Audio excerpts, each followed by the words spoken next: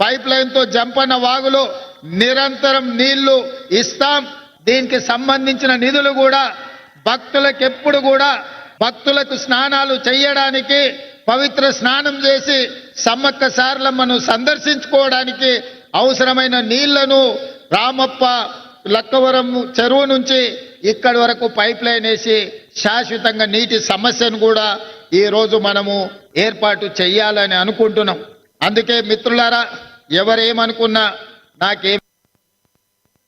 ఎవరేమనుకున్నా నాకు ఫరకు పడదు. ఇంకొకటి, ఈ శుక్రాచార్యుడు ఎవరైతే ఉన్నారో ఆ శుక్రాచార్యుని తీసుకొచ్చే ప్రయత్నాలు అయితే మీరు చేయమాకండి అని మీడియా సోదరులకు చెప్పారు. మరి ఆ శుక్రాచార్యుడు ఎవరో ఫామ్ హౌస్ శుక్రాచార్యుడు అని మాట్లాడిన పరిస్థితి, పరోక్షంగా ఎవరి గురించి మాట్లాడారో మీకు కూడా తెలుసు. ఎలా చూడాలంటారు ఈ వ్యాఖ్యల్ని? రాజమౌళి గారు. మీరు అడిగేది? ఎస్ మిమ్మల్ని, రాజమౌళి గారు మిమ్మల్ని. ఓకే, ఇప్పుడు నేను ఫస్ట్ ఆఫ్ ఆల్ కత్తి వెంకటరమణకు నమస్తే. ఎందుకంటే నేను మాట్లాడిన తర్వాత వారు వచ్చారు, అదొకటి. రెండోది ఏంటంటే, సరే ఇప్పుడు పాలకుడు తెలంగాణకు రెండో పాలకుడు, మాటలు ఎన్నైనా మాట్లాడవచ్చు, కానీ చేతులలో ఉంటే డెఫినెట్ గా ప్రజలు గుండెల మీద పెట్టుకుంటారు. అట్లా పెట్టుకోవాలని నేను కూడా కోరుకుంటున్నాను. నెంబర్ 1. ఈ కమింగ్ టు ది పాయింట్ ఏంటంటే, మేడారంను చాలా ఆయన ప్రతిష్టాత్మకంగా తీసుకున్నందుకు అభినందనలు. కాకపోతే నాదొక విన్నపం ఏంటంటే, మొన్న సంక్రాంతి పండుగ అప్పుడు ఈ ఆర్టీసీ రేట్లు విపరీతంగా పెంచారు. అంటే 1.5 రేట్ ఎక్కువ తీసుకుంటున్నాడు బస్ ఛార్జీలు. నేను ఒక సూటి ప్రశ్న అడుగుతున్నా, ఇన్ని రోజులు జరిగింది ఒక ఎత్తు, ఇప్పుడు ఒక ఎత్తు. 70 సంవత్సరాల నుంచి స్వతంత్రం వచ్చి దాన్ని కూడా పక్కన పెడదాం.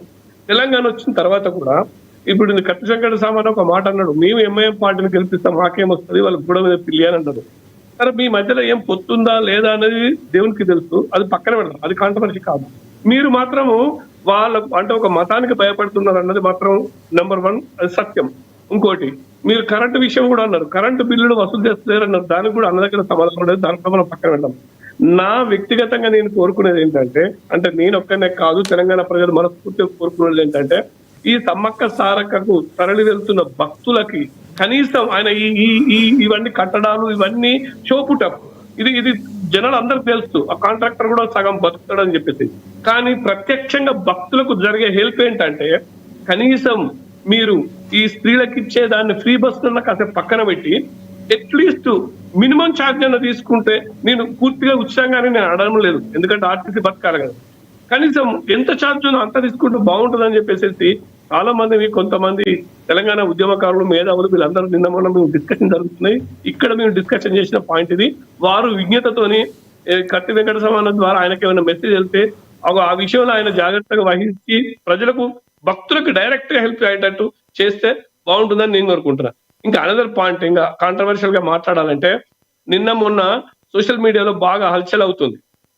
ఏది, ముఖ్యమంత్రి గారు తన నోటికి ఏదొస్తుంది మాట్లాడుతున్నాడు, ఇష్టం వచ్చినట్టు మాట్లాడుతున్నాడు, మళ్ళీ తెలంగాణను తీసుకుపోయి మళ్ళీ అదే ఆంధ్ర పాలకుల చేతిలో పెడుతున్నాడు అని చెప్పేసి నిన్న మొన్న విపరీతమైన సోషల్ మీడియాలో ట్రోలింగ్ జరుగుతుంది. నేను అది ఏంటి, ఏం మాట్లాడింది అది కూడా నాకు పెద్ద ఐడియా లేకుండా నేను చాలా బిజీ ఉండి దాన్ని కూడా నేను పక్కన పెడుతున్నా. ఇందాక మీకు ఒక మాట చెప్పా, ఆయన ఒక 4-5 రోజుల క్రితం ఏం మాట్లాడిందంటే, ఇట్లాంటివి ఏమైతాయంటే పార్టీకి నష్టం జరుగుతుంది అక్కడ.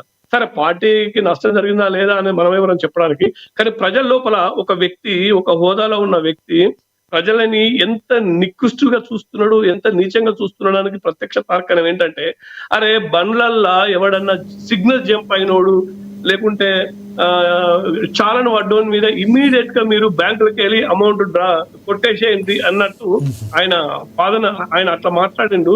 అది అవగాహన లేక మాట్లాడిందా, లేకుంటే ప్రజలను ఏదో రకంగా భయపెట్టాలని మాట్లాడిందా, అది తన అవివేకానికి నిదర్శనంగా మాట్లాడిందా నాకు అనవసరం. కానీ అక్కడ డైరెక్ట్ ప్రజలకు ఏం పోయింది మెసేజ్ అంటే, ఈయన ఎస్పెషల్ గా ఈ ప్రజలను డబ్బులు గుంజుకుంటున్నాడు, అంటే ప్రజల డబ్బుల్ని అప్పనంగా లాక్కోవాలని చూస్తున్నాడు. అక్కడనే మన సోషల్ మీడియాలో ఏమన్నారంటే, నువ్వు ఇంత నిక్కచ్చిగా, నిర్భయంగా, నిర్లజ్జగా నువ్వు గుంజుకుంటాను అన్నవే, మరి నీ నోటి నుంచి వచ్చిన వాగ్దానాలని నువ్వు చేయనప్పుడు నీ అకౌంట్లకి వెళ్ళి కూడా మేము పైసలు గుంజుకోవచ్చా అని చెప్పేసి సోషల్ మీడియా కూడా కూర్చుంది.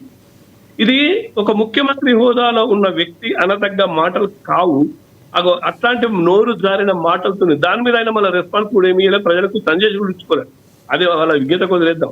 సో ఏది ఏమైనా కూడా నేనేమంటున్నా అంటే, ఒక పౌరునిగా, తెలంగాణ పౌరునిగా వారు విజ్ఞతతోని ప్రవర్తిస్తే బాగుంటది, లేదంటే గత ముఖ్యమంత్రికి పట్టిన గతి మళ్ళీ ఈయనతో కూడా పట్టదనే గ్యారంటీ లేదని నేను చెప్తున్నాను.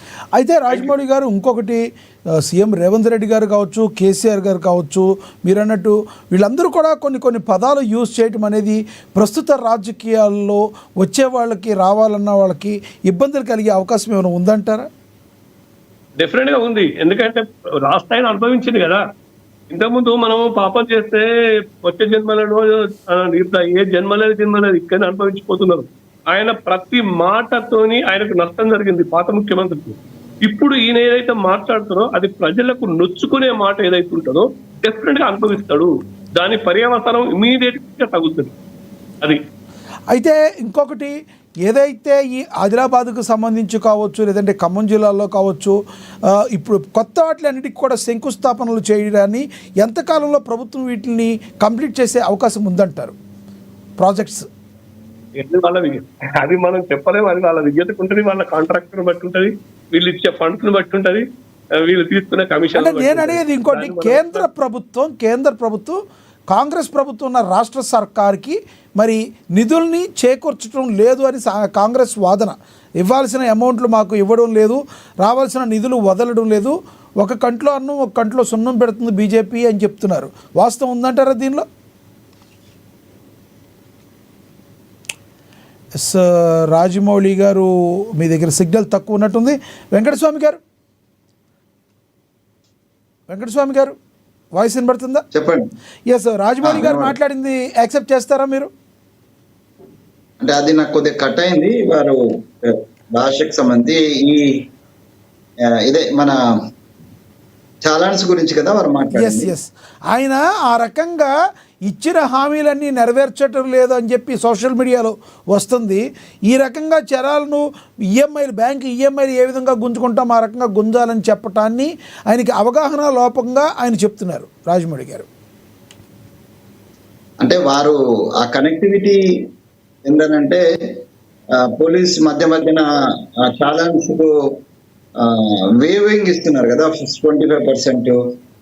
గతంలో అయితే 75% ఈ బైక్ రైడర్స్ కు, తర్వాత కార్లకు 25% వీటిని రాయితీ ఇచ్చారు.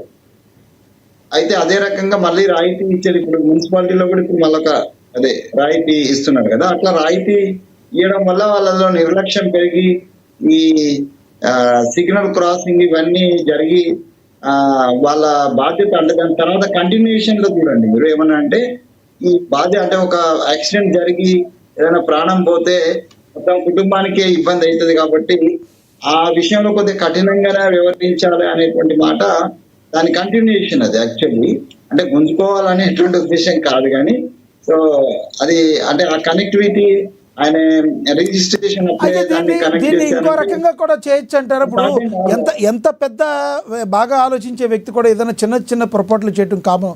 సంబంధిత అధికారులతో దాన్ని అనౌన్స్ చేపించి ఉండొచ్చు కదా.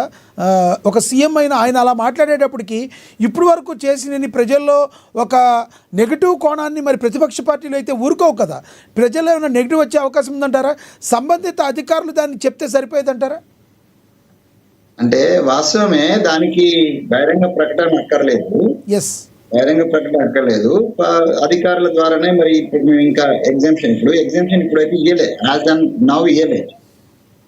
గతంలో ఎగ్జామ్షన్ ఇచ్చినారు ఈ ఛాలెంజ్ మీద, ఇప్పుడేమి ఇయ్యలే.